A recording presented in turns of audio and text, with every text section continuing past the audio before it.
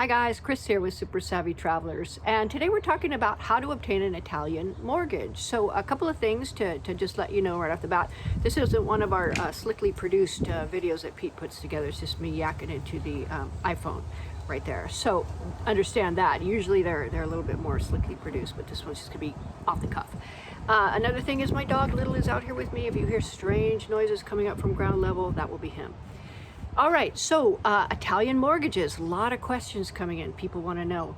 Understand that you can get an Italian mortgage up to 50 to 60% of the market value of the house. So you do have to come in with a pretty substantial down payment. But again, mortgages are way cheaper in Italy than they are in America in many places. So hopefully that's not too much of a stumbling block there. The first thing you know is you may need to have a residency permit. That's something you need to check out. I also forgot to say that a lot of the information that I get, I check out on a website of a friend of mine, Nick Metta. He is an attorney, one of the most brilliant men I've ever met. He's got a PhD in Italian tax law. Brilliant.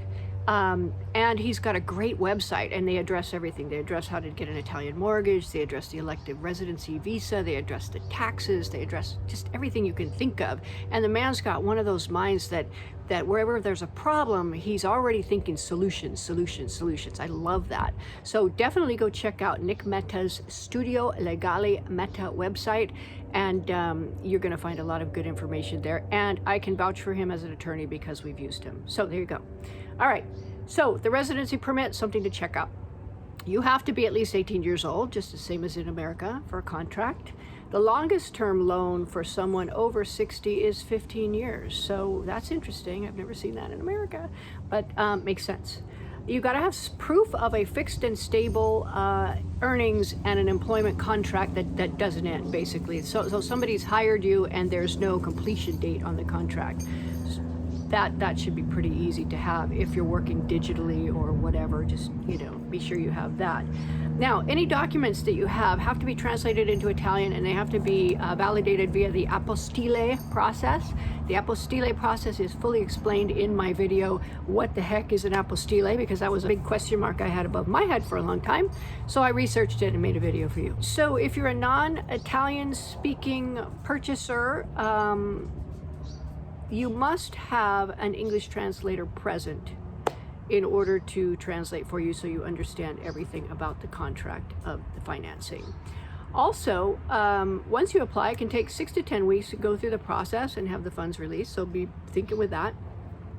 A mortgage process there is similar to the one in the US. It consists of, first of all, the bank reviewing your personal information, your financial information, and your property situation. They, just like in America, they look at all things and make sure that you're not going to default.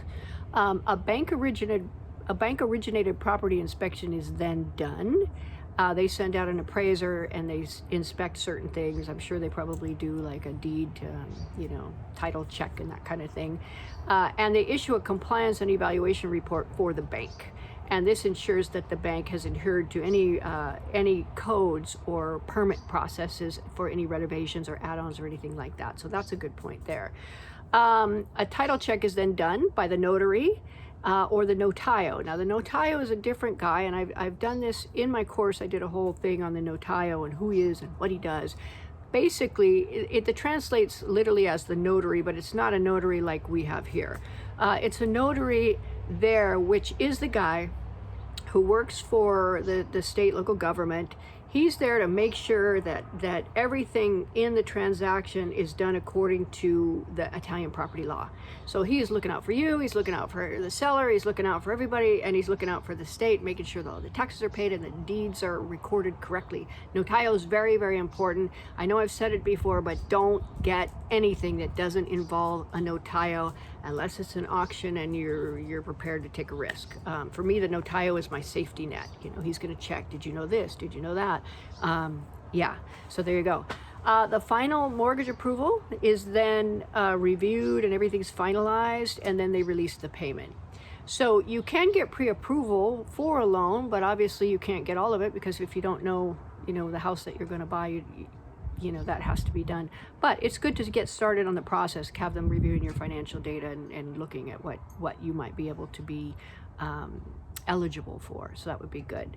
Now, some loans are assumable and they can save you some costs. So if there's a seller that you're dealing with and they've got a really nice loan going and you want to assume their loan, that is possible to do. Now, first of all, interest rates right now are like crazy low, crazy low. I think Davo was saying almost like a little over 1% or something. What? Oh my gosh.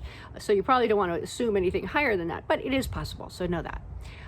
Okay, and you can use a power of attorney at the signing, but sometimes you may not. So you have to check into that. If you can, make sure that the person that you get for the power of attorney is very trustworthy. I don't need to say that, because basically they're acting for you, and they are now authorized to buy or sell or whatever, buy the property on your behalf. So it's a big deal.